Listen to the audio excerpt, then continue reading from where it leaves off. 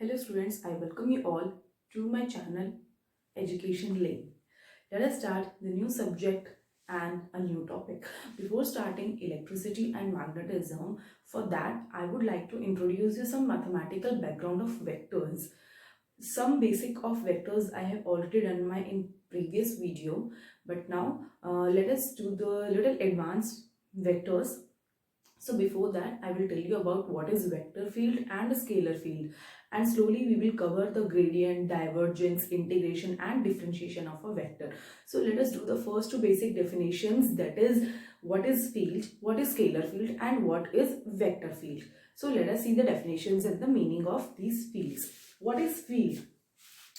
Field you know in literal sense, in a layman language आपको पता है कि फील्ड क्या होता है. फील्ड जैसे आप मान लो जैसे क्रिकेट की फील्ड है, फुटबॉल है या कुछ भी है, तो फील्ड मतलब एक स्पेसिफाइड एरिया, एक स्पेसिफाइड रीजन हो गया है. तो ठीक है, यहाँ पर भी आपका कोई भी वेक्टर है, आपकी कोई स्केलर क्वांटिटी है, किसी भी क्वांटिटी का उसका अपना एरिया कितना है उसको हम फील्ड बोलते हैं. ठीक है, it is a region in which a physical quantity takes on different values at different points. मतलब उस क्वांटिटी की जो वैल्यू है हर पॉइंट पे, उस फील्ड में हर पॉइंट पे डिफरेंट डिफरेंट होगी. मान लो जहां पर सोर्स है, फॉर एग्जाम्पल आपने एक रूम में एक हीटर ऑन करा है, तो एक हीटर जो है आपका उसको एक वो हीट कर देगा एक किसी पर्टिकुलर रीजन तक, किसी पर्टिकुलर फील्ड तक. लेकिन अब जो टेम्परेचर होगा उसके हर पॉइंट पे, रूम के हर पॉइंट पे वो अलग अलग होगा. ठीक है, सो this is the meaning of the field. और कि कैसे वो अलग अलग वैल्यू लीज है, डिफरेंट वैल्यूज है, different points. It is of two types, दो तरह की होती है. अगर जैसे टेम्परेचर है, दिस इज स्केलर क्वांटिटी, तो टेम्परेचर अगर अलग अलग जगह पे अलग अलग वैल्यूज ले रहा है तो उसको मैंने क्या बोला है, स्केलर. और लेकिन अगर सेम कोई वेक्टर है वो अलग अलग वैल्यूज ले रहा है तो वो वेक्टर फील्ड हो जाएगा. तो हम डेफिनेशन देखते हैं. स्केलर फील्ड की हो जाएगी region of space in which a scalar quantity has unique value. इसका मतलब ये है कि कोई भी स्केलर क्वांटिटी जिसकी वैल्यू यूनिक है, unique value at every point is called scalar field. और एग्जांपल सेम टेम्परेचर, टेम्परेचर हर एक पॉइंट पे, बट टेम्परेचर की कोई डायरेक्शन नहीं होती है, इसलिए टेम्परेचर जो है वो मेरा स्केलर क्वांटिटी है, और जो फील्ड उसने कवर करी है वो है scalar field. Example electric potential, same with electric potential. Electric potential भी जो है वो आपकी स्केलर क्वांटिटी है कि कितना पोटेंशियल है. फॉर एग्जाम्पल किसी भी चीज में कितना पोटेंशियल है वो काम करने के लिए. ठीक है, तो उसकी सिर्फ क्वांटिटी होती है, उसकी कोई डायरेक्शन नहीं होती है. ठीक है, सेकेंड आपकी टाइप आ गई फील्ड की वेक्टर फील्ड.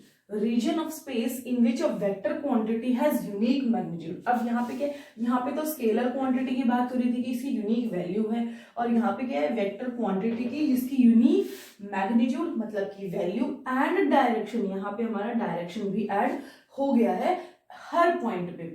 एग्जाम्पल क्या है, electric force per unit charge. Electric force, अब पर यूनिट चार्ज, अब चार्ज जो है वो मान लो हर पॉइंट पे अलग है, तो पर यूनिट चार्ज के हिसाब से आपका जो इलेक्ट्रिक फोर्स है आपका वो वैल्यू चेंज हो जाएगी और उसकी डायरेक्शन भी चेंज हो जाएगी. फॉर एग्जाम्पल ये आपके तीन चार्ज है, पहले आपने इलेक्ट्रिक फोर्स इसकी वजह से निकाला तो इस डायरेक्शन में आ गया, इसकी वजह से निकाला इस डायरेक्शन में आ गया, इन दोनों के बीच में निकाला से एग्जाम्पल इस डायरेक्शन में आ गया. तो डायरेक्शन जो है वो हर बार आपकी चेंज हो रही है electric force per unit charge में. Similarly with the gravitational force per unit mass. So this is the basic, ये आपका बेसिक था ये समझने के लिए कि स्केलर फील्ड क्या है और वेक्टर फील्ड क्या है. आगे हम थोड़ा सा और बढ़ते हैं और हम देखते हैं कि डिफरेंशिएशन और इंटीग्रेशन कैसे करते हैं, जो कि हमारे आगे फॉर्मूले में, आगे हमारे इलेक्ट्रोस्टैटिक्स और मैग्नेटोस्टैटिक्स में यूज होंगे. Let us proceed further. Let us see the next topic, the next small topic which is the derivative of a vector. Let E vector, this is vector, be a function of some scalar quantity. हमारा E जो vector है वो किसी scalar का function है जो कि T है. T कुछ भी हो सकता है, आप टाइम भी ले सकते हो या कुछ भी, या पोजीशन कुछ भी आप ले सकते हो, जो T है. ठीक है, तो हमारा क्या हो गया, जो वेक्टर E है वो किसका फंक्शन है, सम स्केलर क्वांटिटी T. तो हम इसको इस तरीके से लिख सकते हैं. लेट डेल ई डिनोट, मान लो हम जो कंसीडर कर रहे हैं कि थोड़ा सा चेंज हुआ है ई में और टी में. ठीक है, मतलब जैसे ही ई में चेंज हुआ वैसे ही जो थोड़ा उसका जो फंक्शन जिसपे वो डिपेंड कर रहा था वो भी टी से वो थोड़े से टाइम में डेल टी में चेंज हुआ है। ई डिनोट द इंक्रीमेंट इन ई, जो इंक्रीमेंट हुआ है उसको हमने डेल ई से डिनोट किया और जो इंक्रीमेंट टी में हुआ है वो हमने डेल टी से डिनोट किया। तो हम क्या लिख सकते हैं कि del E upon del T क्या हो गया, जो ओरिजिनल जो जैसे था E T plus del T minus E at T, ये हम कर देंगे तो क्या आ जाएगा ई एट डेल टी। हमारा जो इंक्रीमेंट हुआ है कैसा हुआ है कि इस टाइम से या फिर इस जो क्वांटिटी से थे हमने ये वाली क्वांटिटी माइनस कर दी तो मेरी ये वाली क्वांटिटी बच गई अपॉन में डेल टी। अब ये वाली क्वांटिटी इंक्रीमेंट मान लो इतना से इंक्रीमेंट हुआ था, अब ये इंक्रीमेंट मान लो ये इंक्रीमेंट इतना हुआ है, अगर ये इंक्रीमेंट बहुत कम है मतलब कि almost zero, but there is increment, increment जरूर है लेकिन इंक्रीमेंट क्या है बहुत कम है, मतलब कि जो डेल टी की जो लिमिट है, लिमिटिंग केस में del T is zero, almost थोड़ा सा चेंज है तो उसको क्या बोलेंगे, derivative of E with respect to T, और इसको डिनोट किससे करेंगे हम, D E by D T, ठीक है। और डी बाय डी टी और इक्वल टू क्या हो जाएगा फिर limit del T tends to zero del E upon del T, ठीक है। तो इस चीज को मैं क्या बोलूंगी, del E upon del T which is derivative of E with respect to T. Normally आपने डिफरेंशिएशन पढ़ा है, उसको डिफरेंशिएशन यही चीज है जो आपकी डिफरेंशिएशन लिमिटिंग केस जो होता है वो बहुत कम हो जाता है, मतलब जो डेल टी होगा वो ऑलमोस्ट जीरो हो जाएगा। चलिए एक छोटा सा टॉपिक है डेल ऑपरेटर, वो और देख लेते हैं, ठीक है। Let's start. डेल ऑपरेटर क्या होता है, सबसे पहले ऑपरेटर देखिए क्या होता है। ऑपरेटर का मतलब है अगर किसी फंक्शन पे मैंने ऑपरेटर लगाया तो वो उसी के अकॉर्डिंग एक्ट करेगा। फॉर एग्जाम्पल जैसे मान लो कोई फंक्शन है, मैंने उसको इंटीग्रेट किया तो जो इंटीग्रेशन है वो ऑपरेटर हो गया, वो ऑपरेट कर रहा है क्वांटिटी पे और वो इंटीग्रेट होकर इसमें मुझे कुछ रिजल्ट दिया है, ठीक है। तो ऐसे ही हमारे पास एक अलग ऑपरेटर होता है जिसका नाम है डेल ऑपरेटर। ये स्केलर्स और वेक्टर क्वांटिटीज पे कैसे एक्ट करता है और हमें क्या रिजल्ट मिलता है हम देखते हैं। अब vector differential operator, vector differential मतलब ये डिफरेंशिएट करता है बेसिकली, ठीक है। Differential operator and it is a vector quantity, okay, is called del operator. Del operator is denoted by inverted delta, inverted delta से हम डिनोट करते हैं and is treated as vector. और इसकी क्या वैल्यू रहेगी हमारी, inverted delta is inverted delta that is आपका del operator del by del x I cap plus del by del Y J cap plus del by del Z K cap, ठीक है। ये आपका क्या था, वेक्टर डिफरेंशियल ऑपरेटर, मतलब कि ये वेक्टर क्वांटिटी है क्योंकि इसमें आई जे के तीनों डायरेक्शन है, ठीक है। डिफरेंशियल मतलब ये डिफरेंशिएट कर रहा है। अब यहाँ देखिए यहाँ पे ये डेल है, मतलब अगर आपके पास कोई फंक्शन है कोई क्वांटिटी है तो ये अगर जैसे फर्स्ट टर्म है तो फर्स्ट टर्म से जब आप इसको डिफरेंशिएट करेंगे तो डेल बाय इसका मतलब क्या है, पार्शियल डिफरेंशिएशन, मतलब जो बाकी सारे जो आपके एक्स वाई सॉरी वाई और जेड होंगे वो उसको कांस्टेंट कंसीडर करेगा। हम इसके एग्जांपल्स अभी देखेंगे न्यूमेरिकल्स में कि कैसे सॉल्व करते हैं, ठीक है। On a scalar field function, जब कोई फील्ड जो है आपकी स्केलर होगी, स्केलर फील्ड फंक्शन होगा, कंसीडर करो you it is operated as, एक तो जब भी आपका डेल जो स्केलर फील्ड फंक्शन पे ऑपरेट होगा, जब स्केलर पे होता है तो उसको हम क्या बोलते हैं, ग्रैड, ग्रैड ऑफ यू या ग्रैड ऑफ जो भी आपका फंक्शन है। कैसे डिनोट करेंगे, delta inverted delta del, this is called del, so del U is equal to del by del X U. तो यू अब मेरा यहाँ पे हर जगह क्या है, कांस्टेंट, एक स्केलर क्वांटिटी है तो हर जगह सिर्फ सिंपली क्या हो जाएगी, मल्टीप्लाई हो जाएगी। ध्यान रखना it is a scalar quantity, ठीक है, इसमें कोई डायरेक्शंस नहीं है, आई कैप जे कैप के cap. On a vector field function, अब वेक्टर फील्ड, अब जो ई है उसकी हमारी आप क्या डायरेक्शंस होंगी हमारी, ई एक्स आई cap plus E Y J cap plus E Z K cap, ठीक है।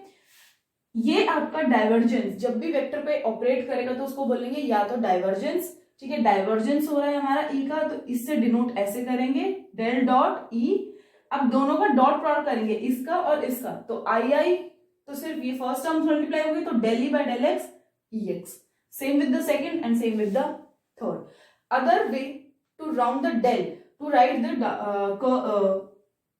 The divergence, to write the del operator on vector quantity, curl of E, divergence हो गया। सिमिलरली ऐसे ही आपका क्या आ जाएगा, कर्ल, तो कर्ल ऑफ E मतलब कि cross product with the del operator of this E. एक बार फॉर्मूला देख लेते हैं कि कर्ल को बेसिकली और डिटेल में कर्ल क्या होता है, कार्टेशियन कोऑर्डिनेट्स में कर्ल को कैसे करते हैं, वो हम अभी और डिटेल्स में करेंगे।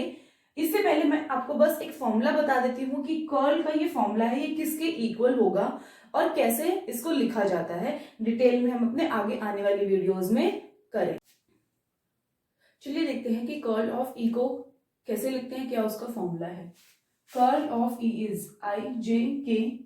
आप इसको ऐसे मैट्रिक्स की फॉर्म में लिखना है, हमें इसके अगर डेट निकालना है, ठीक है। नॉर्मली आपने डिटर्मिनेंट्स पढ़ा होगा, तो ये फर्स्ट आपका डेल वाली चीजें हैं और सेकंड में आपका ई वेक्टर के कंपोनेंट्स हैं।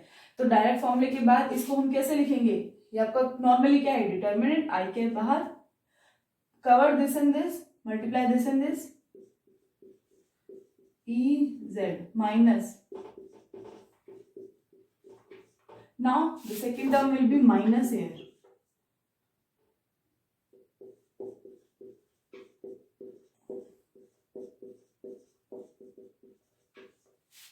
plus k cap, cover this and this,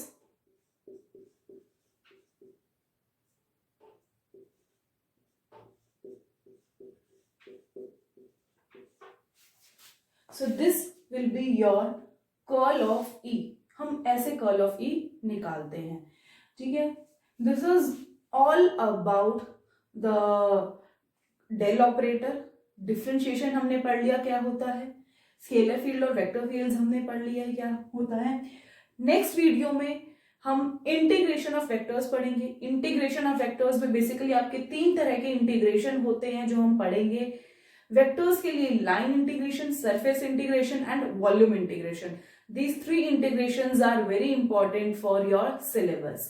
So thank you so much for watching my video. Please subscribe channel Education Lane for further video updates for mathematical background and electricity and magnetism. Thank you.